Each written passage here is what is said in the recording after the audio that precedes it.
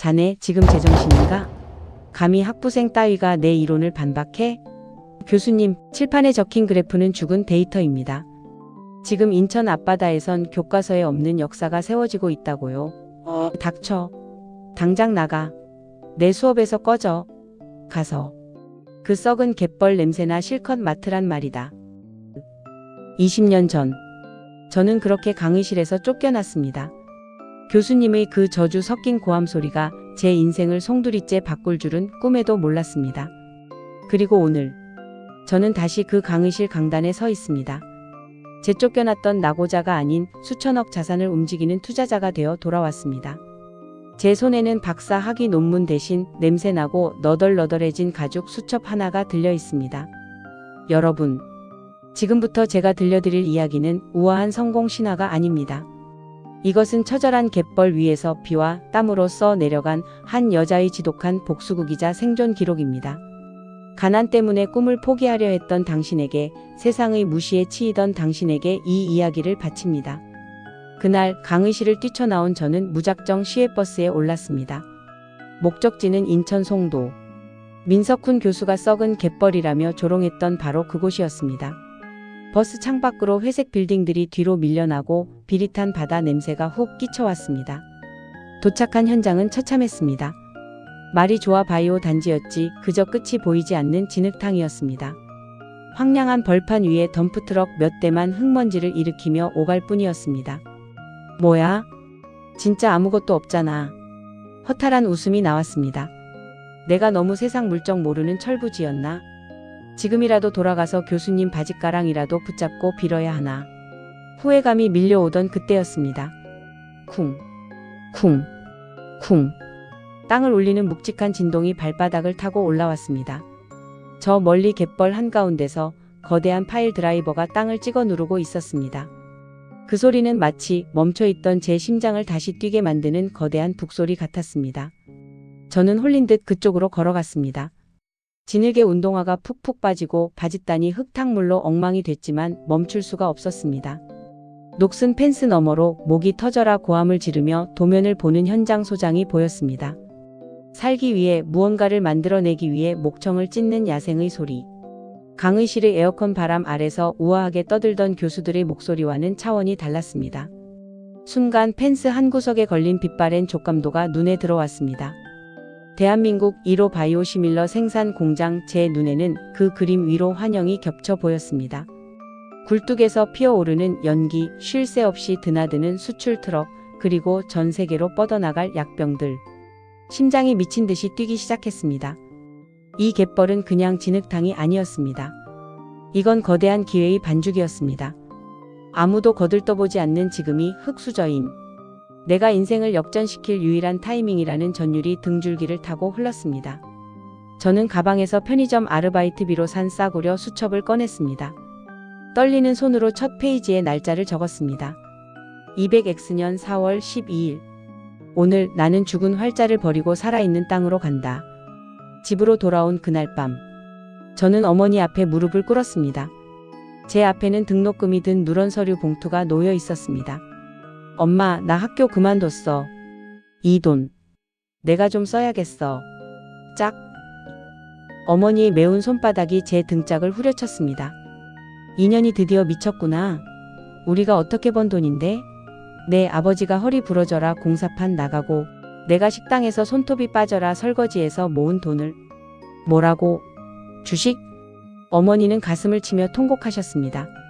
방문 틈으로 들려오는 아버지의 기침 소리가 제 가슴을 찢어놓는 것 같았습니다. 죄송했습니다. 정말 죽을 만큼 죄송했습니다. 하지만 엄마, 이 돈으로 대학 졸업장 따봤자 나도 엄마처럼 평생 남의 식당에서 설거지나 하며 살 수밖에 없어요.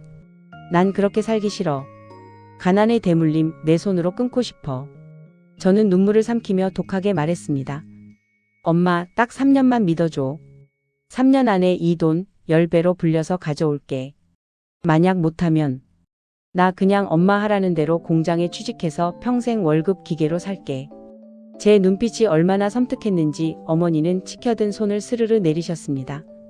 그렇게 저는 불효녀가 되기를 선택했습니다. 다음 날부터 저는 인천 송도 공사장의 한바집, 그러니까 인부들 식당에 취직했습니다. 야, 신입.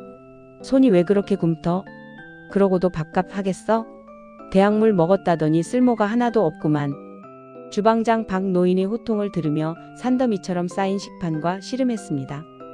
기름때 낀 짬통 냄새가 역겨워 구역질이 올라왔고 뜨거운 물에 부른 손가락은 감각이 없었습니다.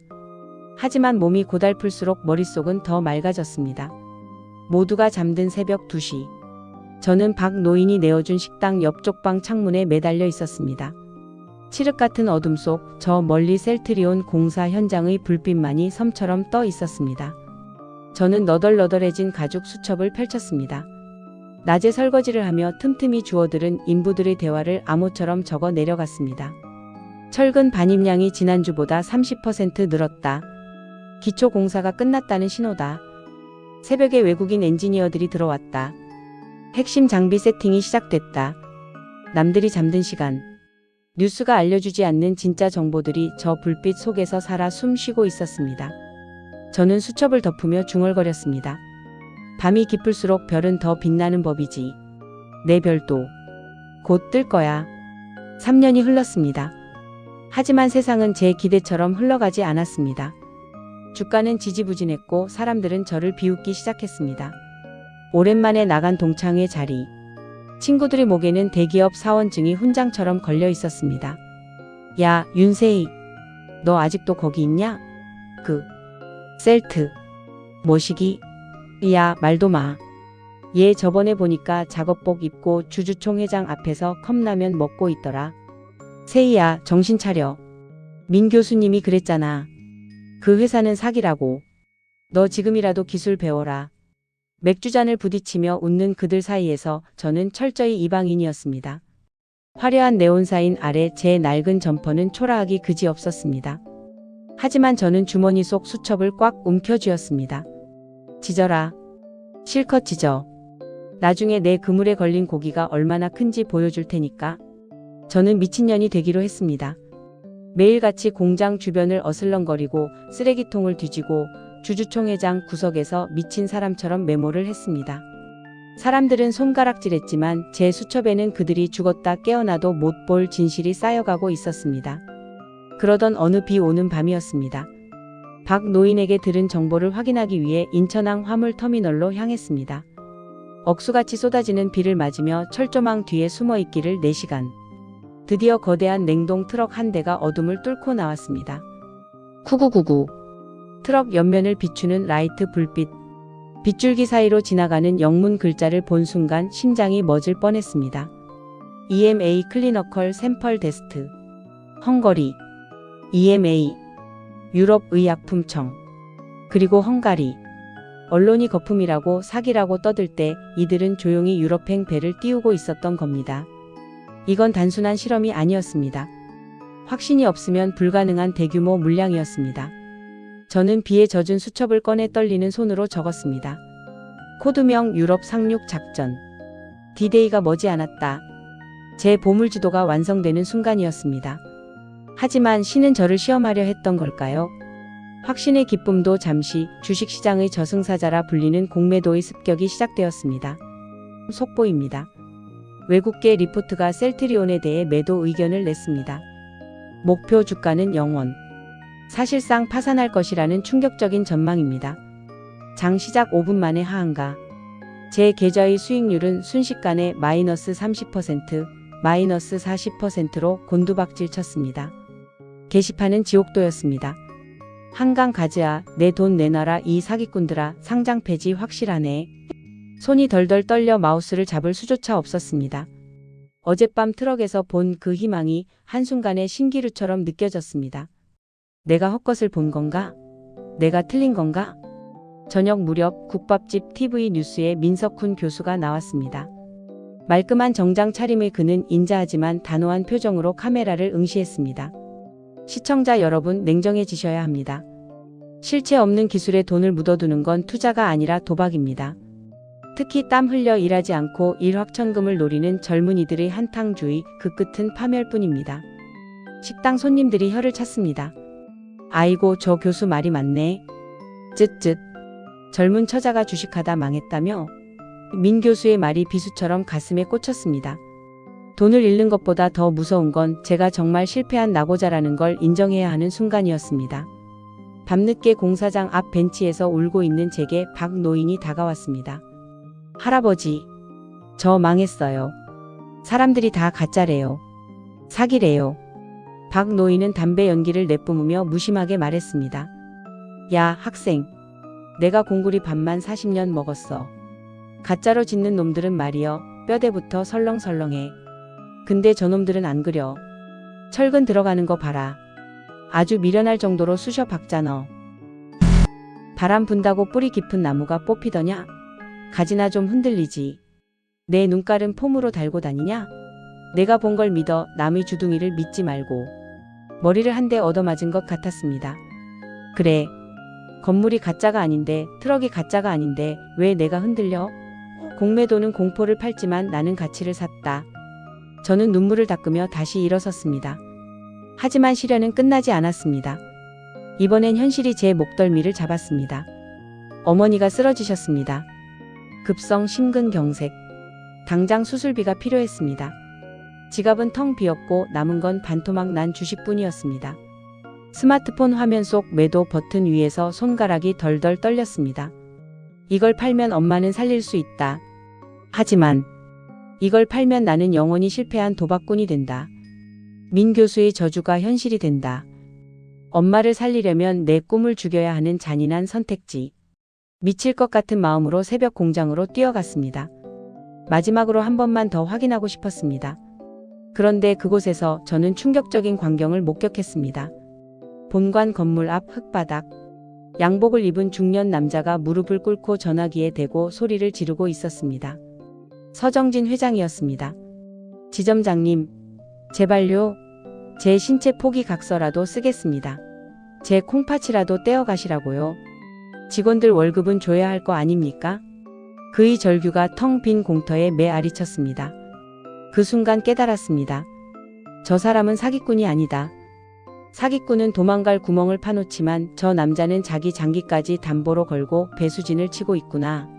민 교수는 우아하게 리스크를 논했지만 이 남자는 진흙탕에서 목숨을 걸고 있었습니다. 나처럼. 저는 병원으로 돌아와 공중전화기를 들었습니다. 여보세요? 거기 임상실험센터죠? 네, 신체 건장합니다. 부작용이요? 상관없습니다. 위험수당 제일 센 걸로. 지금 당장 갑니다. 저는 주식을 팔지 않았습니다. 대신 제 피를 팔기로 했습니다. 제 건강을 담보로 잡혔습니다. 회장이 콩팥을 걸었다면 나는 내 청춘을 건다. 엄마 미안해. 나 이 주식 죽어도 못 팔아. 죽어도 같이 죽고 살아도 같이 살 거야. 그 후로 저는 지옥을 맛봤습니다. 임상실험 약물 부작용으로 머리카락이 한 움큼씩 빠졌습니다. 구역질이 멈추지 않아 위에까지 토해냈습니다. 고시원 쪽방에는 뜯지 않은 독촉장이 쌓여갔고 저는 시체처럼 말라갔습니다. 돈도 좋지만 그러다 죽어요, 아가씨. 옆 침대 알바생이 말해도 저는 웃음만 나왔습니다. 이미 제 영혼은 반쯤 나가 있었습니다. 그러던 어느 날 새벽, 영국 런던 시간이 오후 6시가 되던 순간 유럽의약품청 EMA 홈페이지를 새로 고침하던 제 손이 멈췄습니다. POSITIV OPINION REMSIMA 승인 권고. 세계 최초 항체 바이오시밀러. 모두가 불가능하다고 했던 갯벌 위의 신기루라 했던 그 약이 기어이 유럽의 문을 뚫었습니다. 으흐흐. 목구멍 깊은 곳에서 짐승 같은 울음이 터져 나왔습니다. 봤어? 봤냐고. 내가 맞았잖아. 내가 틀린 게 아니잖아. 저는 고시원 방바닥을 치며 창밖을 향해 고래고래 소리를 질렀습니다. 눈물이 키보드 위로 뚝뚝 떨어졌습니다. 제 20대의 피와 땀, 멸시와 조롱이 씻겨 내려가는 순간이었습니다. 저는 덜덜 떨리는 손으로 너덜너덜해진 수첩 마지막 페이지에 적었습니다. 2013년 5월 5일. 승리. 내 믿음이 세상을 이겼다. 다음 날부터 세상은 뒤집어졌습니다. 연일 뉴스에서는 바이오 신화, 코스닥 대장주라는 헤드라인이 도배되었습니다. 주가는 미친 말처럼 하늘로 치솟았고 저는 송도 야생화라는 별명과 함께 수백억 자산가가 되었습니다. 제가 쓴 분석글들은 성지순례 게시물이 되어 수만 개의 댓글이 달렸습니다. 이분은 미래를 보고 왔다. 교수보다 낫다. 아니 신이다. 반면 TV 속 민석훈 교수의 얼굴은 흑빛이 되었습니다. 교수님, 이 기업을 사기라고 하셨는데 지금 주가는 10배가 넘었습니다. 어떻게 된 겁니까? 그건 시장의 광기입니다. 거품입니다. 식은땀을 흘리며 변명하는 그의 모습에 방청객들의 야유가 쏟아졌습니다. 그는 도망치듯 스튜디오를 빠져나갔습니다. 통쾌할 줄 알았는데 막상 보니 씁쓸했습니다. 세상이 변하는 걸 인정하지 못하는 낡은 지식인의 몰락. 그것이 그의 최후였습니다. 그리고 며칠 뒤 모교에서 연락이 왔습니다. 저를 제적시켰던 학과장이 과일 바구니를 들고 찾아왔습니다. 윤 대표님, 아니 윤동무님, 우리 학교의 자랑이십니다. 제발 특임 교수로 강단에 서 주십시오. 저는 딱 하나 조건을 걸었습니다. 제 첫 강의 민석훈 교수님 수업 강의실로 잡아주세요. 20년 전 그 시간 그대로 20년 만에 돌아온 대형 강의실. 300석이 넘는 자리가 꽉 찼고 복도까지 학생들이 가득 메웠습니다. 저는 강단에 올라 칠판에 적힌 민 교수의 복잡한 경제학 수식을 지우개로 슥슥 지웠습니다. 그리고 가방에서 낡은 수첩을 꺼내 단상 위에 올려놓았습니다. 반갑습니다. 20년 전 이 강의실에서 쫓겨났던 윤세희입니다. 학생들 사이에서 탄성이 터져 나왔습니다. 스크린에 제 낡은 수첩이 확대되어 비춰졌습니다. 모서리는 다 해지고 종이는 누렇게 변색된 흡사 나무껍질 같은 수첩. 여러분, 이 수첩에선 냄새가 납니다. 인천 앞바다의 비릿한 갯벌 냄새, 한바집의 음식물 쓰레기 냄새, 그리고 절망의 끝에서 흘렸던 제 피비린내가 배어 있습니다. 저는 수첩을 한 장 한 장 넘겼습니다. 여러분이 배우는 교과서 속 그래프는 우아합니다. 하지만 진짜 돈이 흐르는 현장은 이 수첩처럼 거칠고 더럽고 처절합니다. 저는 이론을 믿지 않았습니다. 제가 직접 보고 듣고 땀 흘려 기록한 이 데이터만을 믿었습니다. 학생들은 숨소리조차 내지 않고 제 이야기에 빨려 들어갔습니다. 그때 강의실 뒷문이 살짝 열렸습니다. 민석훈 교수였습니다. 정년퇴임을 앞두고 힘없이 늙어버린 그가 도둑고양이처럼 문틈으로 저를 바라보고 있었습니다. 우리의 시선이 마주쳤습니다.